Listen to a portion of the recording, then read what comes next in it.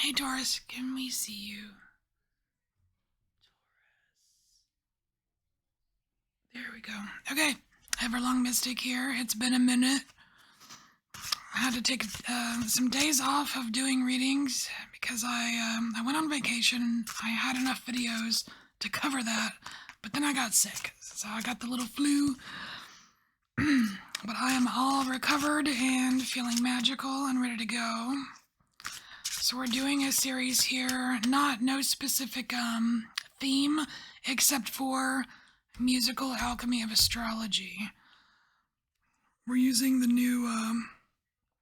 newest version of the deck. It's not quite ready for the public yet, but I'm hoping it will be soon. I'm starting off with a couple Starman, just because I had it out and I like how it goes with this deck. All right.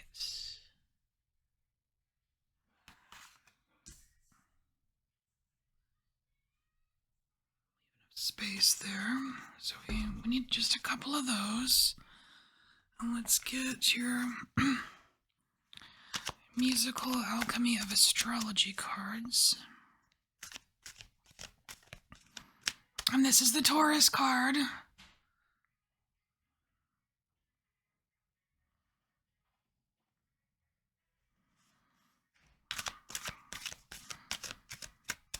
Alright, for Taurus, what does Taurus need to know about?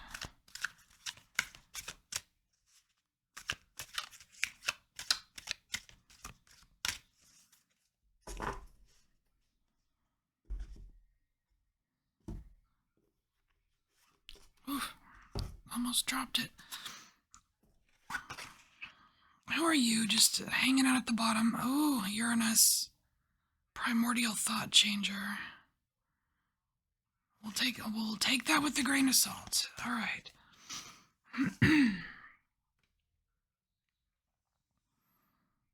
All right. I am heartened, shattered, empty. Oh no. What is that about? Blunted, radiant, hostile. Alright, it seems like you have more than one thing going on here, Taurus. I'm not getting the feeling just right now that these are necessarily linear, or all related to each other in a, we'll see.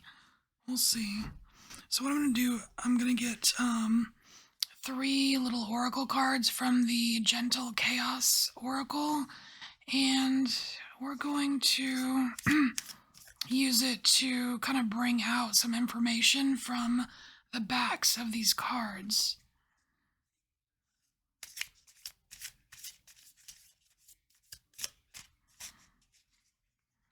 Because there's, with this deck, there's information on the backs and the fronts of the cards.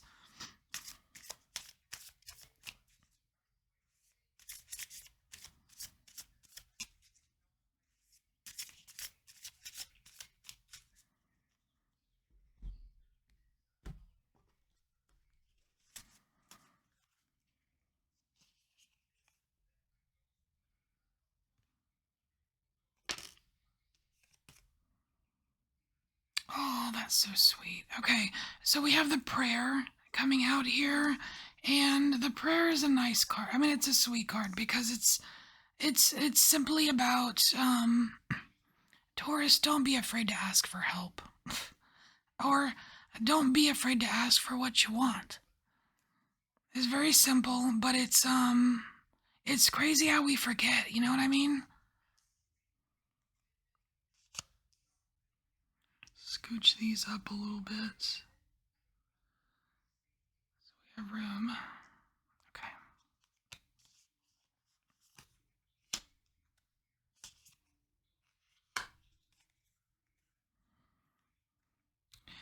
So what are you trying to ask about, or what do you need to ask about? What do you need to ask for? because we have here heartened, which is a pretty good energy. It's the energy of like epiphanies. It's talking about righting a wrong pathway, laughing at the pain in the shadows, finally understanding your sacred journey. It feels really good, right? So when you're feeling that good, what do you even like? What do you want to ask for help with? What would you want to? I mean, it almost seems like you would completely hesitate to ask for anything because it's going so well, you know? But here we've got this blunted word, right? The word blunted. And the keywords here are mushy, lost in fantasy, overly self-centered, housebound, feeling ill at ease, just not feeling good as you release old frequencies. So it could just be maybe you need to ask for help with this so that you can get here. You know what I mean?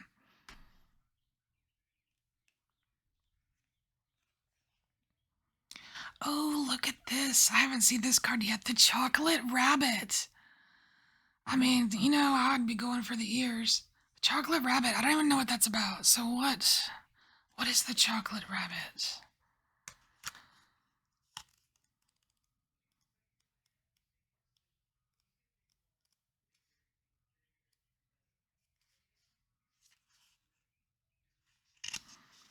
So the chocolate rabbit is a reminder to look for small pieces of magic, even in dark times, to seek comfort in community and selfless acts. What does that have to do with the chocolate rabbit? Let's see. I don't know if it's a she or a he, but the person that made this deck in the book, they have a poem. So let's read it. Okay. On one cold day, my camera almost gave up on me. I held her close to my chest, tried to breathe life and warmth into her, and snapped this one photo.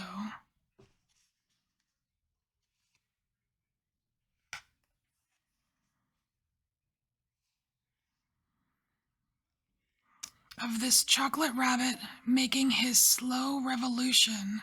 There was so much beauty in a time of uncertainty.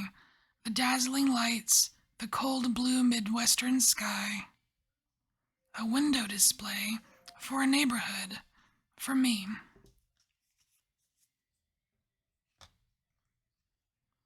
Well, that actually is very sweet. Probably sweeter than a chocolate bunny. Okay, that almost made me cry. Oh my gosh. Whew. Okay, so this chocolate rabbit, this precious sweet thing showing up in the darkness is showing up between I am shattered and I am radiant. You know, it's almost like before and after. Before the bunny, after the bunny, right? Because the I am shattered, it's like you know, it's like it's talking about feeling weighted and a passing, you know, the energy of a passing dust storm, and you know, troubles and trying to release things that are hindering your journey. It's heavy, right? And here it's like you see this sweetness in the darkness, and then you start glowing yourself, you know? You see that glowing and you start glowing yourself. You get like re-energized, like your sense of purpose. I do love that it mentions the trinity of life: dawn, noon, and dusk. Now that is perfect because both dawn and dusk are on the brink between light and darkness. That's pretty cool. Oh, you have the shells. You have the shells. I've seen this card, but I have never looked it up in the book. The deck is pretty new to me. I just bought it for myself around Christmas time, but I don't know that I've ever used it. All right, the shells. What are the shells about? Okay, the shells show us that we might unknowingly be holding on to remnants of a negative experience. Try to cast the emotions weighing you down back into the ocean. Huh. Okay, okay. Well, that could explain some of the some of the shadow things that are showing up just on the backs of the cards for you. And so the shells are showing up in between I am empty and I am hostile. So those are pretty shadowy. That like there might be something here in these shadow aspects that you may be holding on to. Like just like I don't know what would be causing the emptiness. Um but like here, like I am hostile. There's a ton of things. There's a ton of negative experiences that you could hold on to because of the you can't let that anger go. Or you know what I mean? It talks about being just uncomfortable, being rubbed the wrong way, even finding fault in kindness, projecting your hurts onto others. And then, like, even when you're, like, even experiencing a joyous moment, just waiting for the trauma to burst or something, or, you know what I mean? It's, there's definitely something here for you that needs to be cast back into the ocean. You know what I mean? Like, oh, all right. So let's flip some cards and see what else is here. All right, Nine of Swords. Well, here's a big fat nightmare for you. So there's obviously something. Gosh, and what word do I want to use here? Lingering. There's something lingering here. I don't think it's as extreme as the Nine of Swords, kind of can make it seem. But and it's weird because it's like in the background of this card, it kind of feels a little bit Halloweeny. Um, it feels like a Halloweenscape. And there's cobwebs, there's spiders, there's like witchy things and like snakes crawling on you and voodoo dolls and haunted things. And it's weird that this is I mean, yeah, like those are all things that a lot of people are afraid of. I don't think it's not the point whether you're afraid of that or not, but it's weird that it's coming out so creepy Halloweeny or something.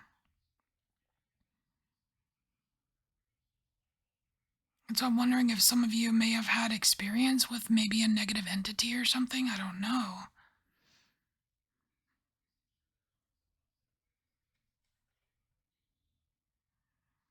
Ooh, okay.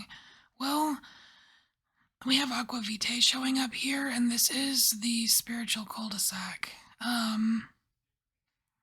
A lot of times, just my relationship with this card is, or with spiritual cul-de-sacs really, is a lot of time it's a belief. It has to do with beliefs.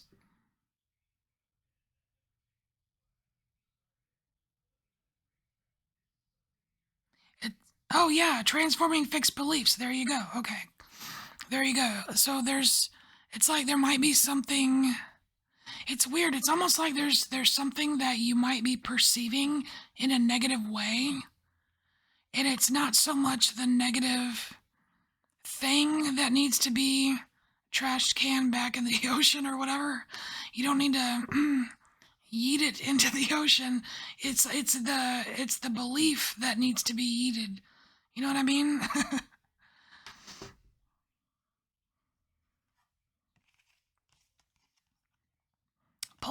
Nice. All right. Okay. So, I honestly don't think this pulverized card is for all of you. I feel like there are some of you that might still be, um, that might be dealing with like an actual trauma here, where you are having this nightmare, and it has nothing to do with Halloweeny shit. You know what I mean? Where it still hurts. You know what I mean? And there's a part of you that's you're trying to pulverize it. You're trying to crush those aches and pains. You're trying to make, like, put it to sleep, make it go away, that kind of thing.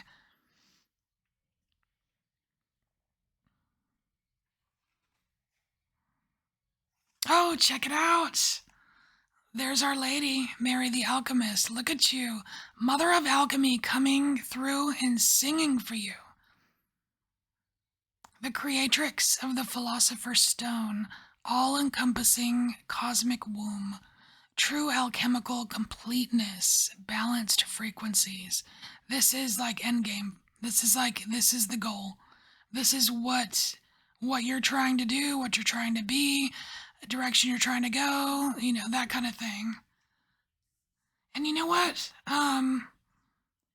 That's pretty big. That's pretty big. It's pretty grand. It would be quite an accomplishment to really get to this place within yourself where you are your own Mary the Alchemist, right?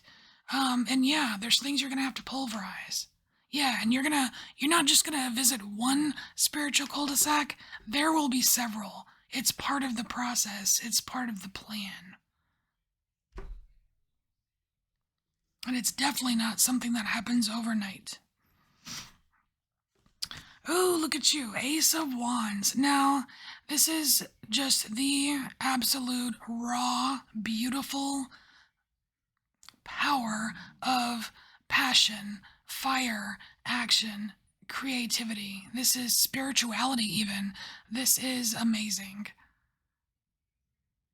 It's an amazing Ace of Wands here.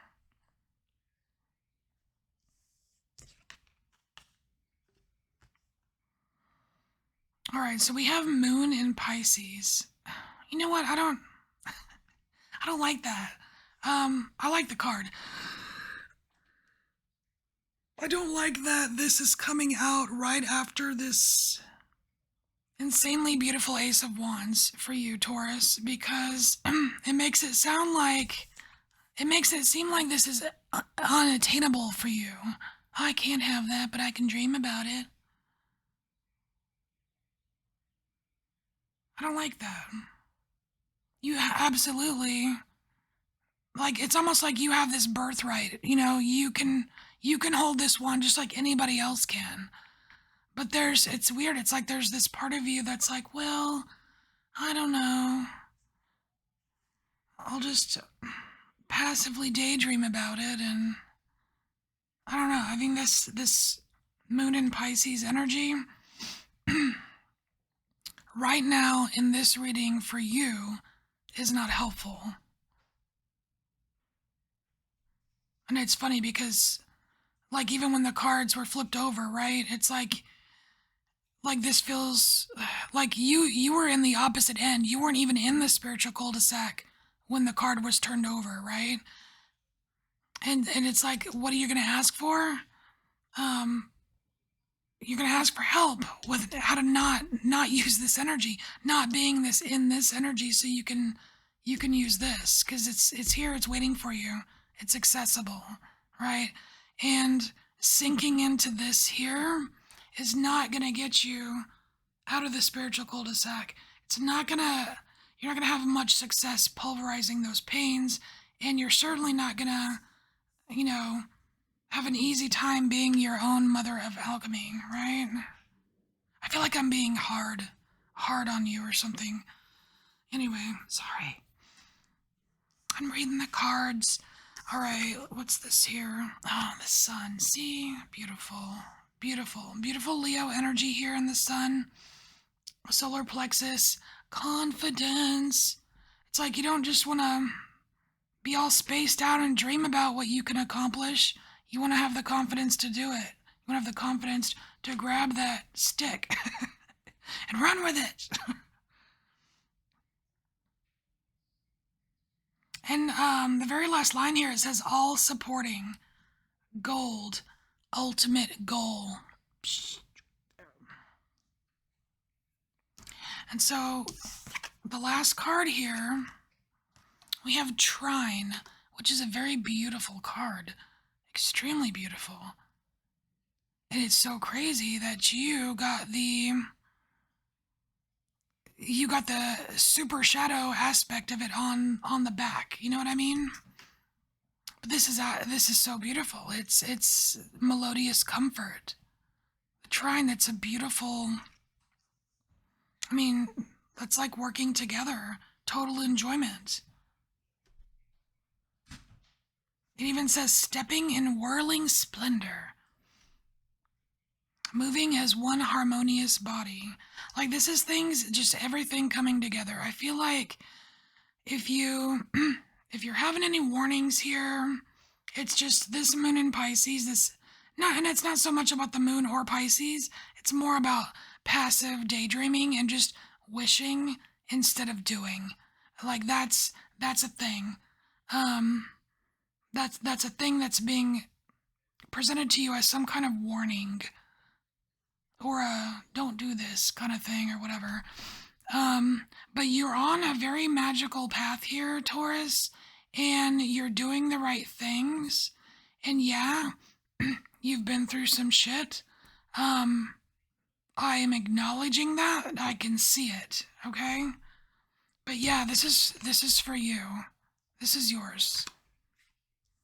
And you absolutely can get to this beautiful sunshine, this melodious comfort, being the alchemist of you, right?